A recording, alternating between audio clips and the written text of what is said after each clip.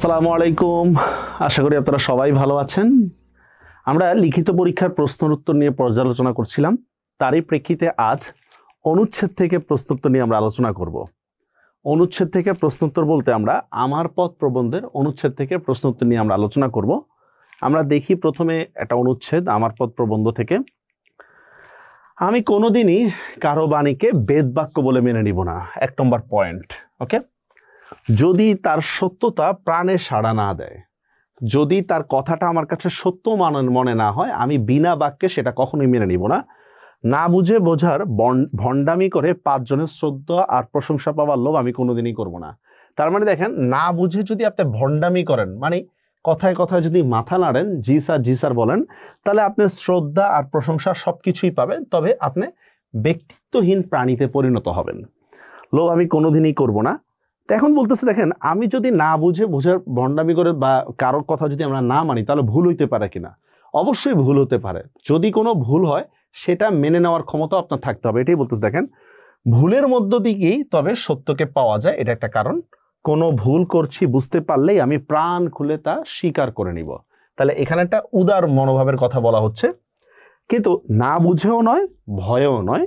ভুল করছি বা করেছি বুঝে শুধু জেদের খাতিরে গো বজায় মানে বুঝছেন, মানে ভাই এটা ভুল করছো, আচ্ছা ভুল করছি, হয়েছে ভুল, মানে জিদ বজায় রাখার জন্য। হ্যাঁ, এটা ভুল, তো সমস্যা আছে? কোনো সমস্যা নেই, এই টাইপের গো বজায় রাখার জন্য ভুলটাকে ধরে থাকবো না।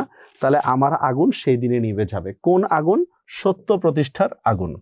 একমাত্র মিথ্যার জলেই এই শিখাকে নিভাতে পারে। মানে মিথ্যাকে যদি আপনি আঁকড়ে ধরে থাকেন, তাহলেই কিন্তু সত্যটা মানে আস্তে আস্তে কমে যাবে, সত্য প্রতিষ্ঠা হবে না, তাছাড়া আর কেউ নিভাতে পারবে না।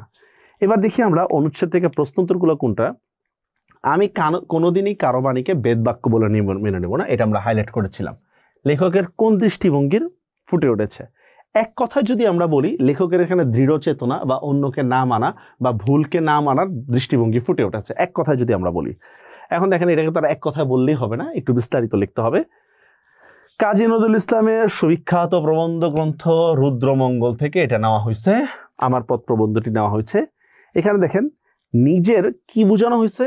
নিজের ভেতরের সত্যের শক্তির প্রতি জোর দেওয়া হয়েছে। কি বলা হচ্ছে দেখেন, আমার পথ প্রবন্ধে উল্লিখিত লাইনটি দ্বারা নিজের ভেতরের যে একটা সত্যের শক্তি রয়েছে তার প্রতি জোর দেওয়া হয়েছে। কোনো সম্মানিত ব্যক্তি, দেখেন এই যে এই লাইনটা কিন্তু মনের মধ্যে গেঁথে নেন, কোন সম্মানিত ব্যক্তি যা বলবে তা যে একবারে অ্যাকুরেট হবে বিষয়টা আসলে এমন না। আমরা যেহেতু মানুষ, আমাদের ভুল হইতেই পারে, এটাই বলতে থাকেন। কোন সম্মানিত ব্যক্তি যা বলবে তাই যে সত্য হবে এমনটি মনে করা বোকামি। নিজের সাথে যাচাই করে নিজের ভেতরের সত্যের সাথে তুলনা করে দেখতে হবে। কারো কথাকে এক কথায় বিশ্বাস না করার নির্দেশ দিয়েছেন। কখন বিশ্বাস করবেন? যদি তার কথার সত্যতা যদি আপনার প্রাণে সাড়া দেয়, তাহলে আপনি বিশ্বাস করবেন। এই সত্যের আত্মা তৈরি করতে সর্বদা সত্য চর্চা করতে হবে। সত্য বল, সুপথে চল। মিথ্যার মোকাবেলা করা কিন্তু সহজ না। বললেই যে আপনি সত্যের বিরোধিতা করবেন, মিথ্যার বিরোধিতা করতে পারবেন, বিষয়টা এমন না। আমরা বিরোধিতা করতে হলে আগে সত্য চর্চা করতে হবে। মনে আছে ছোটবেলায় যে আপনারা থার্ড আম্পায়ার দাঁড়াইতেন, লেগ আম্পায়ার দাঁড়াইতেন, আউট হলে না আমি দেখি নেই ম্যাচের মানে হচ্ছে ক্রুশিয়াল মোমেন্টে, এরকম হলে হবে না। তারপরের বাক্যটা দেখি আমরা, ভুলের মধ্য দিয়ে শিক্ষা গ্রহণের কথাটি বিশ্লেষণ করো। আমরা এটা হাইলাইট করেছিলাম, মানে ভুলের মধ্য দিয়ে আপনি যদি ভুল করেন তাহলেই কিন্তু আপনি শিখবেন, ঠিক না? ভুল না করেও শিখতে পারেন। আর ভুল করে শিখাটা হচ্ছে কি একটা আত্মসমালোচনা থেকে, বলি না আমরা ন্যাড়া বেলতলায় একবারই যায়, এরকম বিষয়টা দেখেন। ভুল থেকে শিক্ষা নেবার কথাটি প্রবন্ধকার উল্লেখ করেছেন। ভুলকে স্বীকার করে সত্য গ্রহণের কথাটি এই লাইনের মাধ্যমে তুলে ধরা হয়েছে। কি বলা হচ্ছে? ভুল স্বীকার করে সত্য গ্রহণের কথাটা বলা হয়েছে। কোনো ভুল করলে তা বুঝতে পারলেই তা স্বীকার করে নিতে হবে, সোজা কথা হচ্ছে এটা। কিন্তু না বুঝে নয়, ভয়েও নয়, এই লাইনটা ইম্পর্টেন্ট। আমি একটা ভুল স্বীকার করতে রাজি আছি, আমি বুঝতেছি না ভাই কোথায় ভুল হয়েছে, অথবা আরে ভাই বড় ভাই বলছে এটা ভুল হয়েছে, তার মানে এটা ভুল না, এইগুলোতে আমি রাজি না। তো দেখেন, ভুল করছি বা করেছি বুঝেও শুধু জেদের খাতিরে বা গো বজায় রাখার জন্য ভুলটা ধরে রাখবো না। এন্ড আপনি নিজেই বড় ভাই, আপনার আন্ডারে অন্যরা, ভুল হয়েছে ভুল হোক না, এরকম করলেও হবে না। তাহলে আমার আগুন, কোন আগুন? সত্য প্রতিষ্ঠার আগুন সেই দিনে নিভে যাবে। তাই আমার পথ প্রবন্ধে নজরুল বলেছেন, ভুলের মধ্য দিয়ে গিয়েই সত্যকে পাওয়া যায়। পরের ইয়াটা দেখি আমরা, মিথ্যার জলই এই শিখাকে নিভাতে পারে। আমরা বলেছিলাম এই কথাটা যে মিথ্যাকে আঁকড়ে ধরে রাখাটাই হচ্ছে সত্যের জন্য বিপদ। দেখি আমরা, মিথ্যা কিছু সময় সত্যের মতো রং ধারণ করে। সত্য যেমন স্থায়ী, মিথ্যাটা করে কি স্থায়ী রূপে আবাস গড়তে চায়, কিন্তু তা ক্ষণস্থায়ী।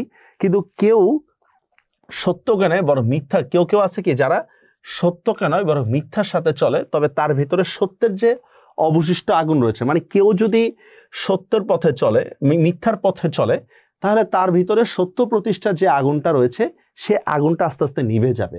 আপনি দেখবেন প্রথমবার মিথ্যা বলতে আপনার কাছে কষ্ট লাগবে, পরবর্তীতে যখন মিথ্যা বলতে বলতে অভ্যাস হয়ে যায় তখন দেখবেন সত্য বলতেই কষ্ট লাগে। ঠিক আছে, এরকম ভুল করে তা যদি জানা যায় তো ভুল ছিল, তবে সেটা অকপটে স্বীকার করে নেয়, তো অথবা সে যদি কারো চাপে ভুলকে স্বীকার করে, তবে এই মানবিক বোধের কারণে একটা সময় কি হবে, দুর্বল সত্যের আগুনকে নিভিয়ে দিতে হবে। কি বলতেছে দেখেন, কারো চাপে পড়ে যদি আপনি একটা সময় সত্যকে অস্বীকার করেন, তাহলে আস্তে আস্তে মিথ্যাকে মেনে নেওয়ার প্রবণতা কিন্তু আপনার হবে। বেঁচে থাকতে হবে সত্যের সাথে, সত্য কথা বলতে হবে, কারো অনুরোধে কিংবা ভয়ে নয়। নিজের থেকে মিথ্যার জল সত্যের আগুনকে নিভাতে পারবে না। কি বলতেছে দেখেন, যদি আপনি সত্যকে নিয়ে চলেন তাহলে প্রতিকূলতা আসবে, কিন্তু আপনার সত্য কখনো নিভে যাবে না। কিন্তু যদি সত্য নিয়ে না চলেন তাহলে যে কোনো সময় আপনার সত্য নিভে যেতে পারে। পরের প্রবন্ধটা আমরা দেখি। আচ্ছা, উল্লিখিত অনুচ্ছেদের মূল বক্তব্য ব্যাখ্যা করো। দেখেন আংশিক কিংবা ইয়া রয়েছে, রুদ্রমঙ্গল থেকে নেওয়া হয়েছে বেঁচে থাকার উদাহরণ। নানা উদাহরণ আর উপমার সাথে প্রাবন্ধিক কি রয়েছে, দ্বিধাহীন বাধাহীন সত্যের গীত গিয়েছেন। বিভিন্ন উপমা আপনারা দেখবেন যে স্পষ্ট কথা বলা, অভিনয় থাকে, মহাত্মা গান্ধীর উপমা, এগুলা এনে কি করছেন উনি বাধাহীনভাবে সত্যের গীতকে দেখে মানে সাপোর্ট করেছেন। পথ নির্দেশক সত্য অভিনয় মেনে নিতে পারে কিন্তু অন্যায়কে সহ্য করতে পারে না। কি বলতেছে দেখেন, পথ নির্দেশক মানে যিনি পথ নির্দেশ করে তার সত্য অভিনয়কে মেনে নিতে পারে, মানে যিনি পথ দেখাবেন তিনি সত্য বললে, তিনি অভিনয় দেখালে সেটা মেনে নিতে হবে, কিন্তু তার অন্যায় কিংবা মিথ্যা এটা মেনে নেওয়া যাবে না। আপনার গুরুর সত্য কথা আপনি মেনে নিতে পারবেন, মিথ্যা কথা না। সমাজ ও সমকালের পর্যবেক্ষণের মধ্য দিয়ে প্রাবন্ধিক দেখিয়েছেন যে সুস্পষ্টভাবে নিজের বিশ্বাস আর সত্যকে প্রকাশ করতে না জানলে তৈরি হয় পরনির্ভরতা, আহত হয় আমাদের ব্যক্তিত্ব। কি বললো, যদি আপনি সব জায়গায় সত্য বলতে না পারেন, মিথ্যা বলার যদি অভ্যাস তৈরি হয়, একটা সময় আপনার ব্যক্তিত্বহীনতা প্রকাশ পায়।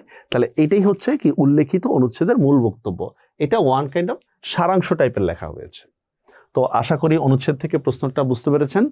দেখা হবে নতুন কোনো ক্লাসে, ততদিন পর্যন্ত বিদায়, আল্লাহ হাফেজ।